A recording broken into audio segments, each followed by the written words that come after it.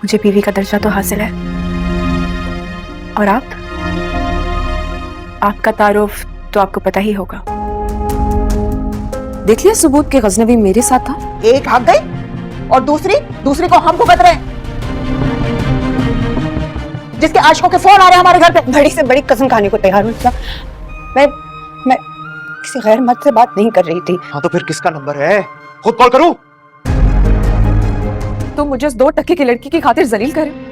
सब जानते हैं कि तुम उसको कहां से उठाकर लाए थे। खबरदार, दुआ के बारे में तुमने जरा भी बकवास की तो मैं भूल जाऊंगा कि मेरा तुमसे कभी कोई रिश्ता रहा है। क्या करेगी दुआ यहाँ आकर? हमसे मेरी कर लोगों की बातें, उनके ताने सुनकर अपना दिल जलाएगी। अम्मा की तरह मैं भी अब यही चाहती हूँ कि दुआ यहाँ कभी वापस ना ही आए।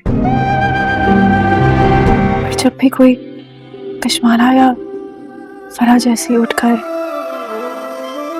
आपकी ताबेदार बनकर आ जाती है तो मैं खौफज़दा परिंदे की तरह हो जाती हूँ, जिसका अपना कोई घर नहीं होता। फरा मैडम तो हाथ मुंह धोकर बल्कि नहाकर नौशेरवा गजनवी के ऐसे पीछे पड़ चुकी है कि जितनी मर्जी वो बंदा इसकी इंसल्ट कर ले, इसको इंसल्ट फील ही नहीं होती। उसने सोच लिया है कि मैंने इसकी ज़िंदगी में दाखिल होना है। पहले इसको सिर्फ इसके निकाह से भी मसला था, हालांकि नौशेरवा ने बताया था कि ये मैं सिर्फ मजबूरी में निकाह कर रहा हूँ, मैं अपनी भाभी को कभी भी अपनी बीवी तस्लीम नहीं करूँगा। तब ये भाग गई, इसने शादी कर ली। अब जब वो शादी नाकाम हो गई है तो दोबारा से आ गई। अब इसकी तीसरी बीवी बनने के लिए भी ये लड़की तैयार है। और दूसरी तरफ मुझे फिजा की समझ नहीं आती, क्योंकि उसके आगे कुआं है तो पीछे खाई है। उसको ये समझ में नहीं आ रहा कि मैं करूँ तो क्या करूँ, क्योंकि जिस तरह से सरफराज उसकी इंसल्ट करता है, उसका इस घर में रहना बनता नहीं है किसी भी तरीके से। जब दुआ फिजा से मिली थी तो फिजा के फेस एक्सप्रेशन और उसकी जिस्मानी साफ से साफ पता चलता था कि वो खुश नहीं है, वो बीमार है, वो जहनी अजियत का शिकार है।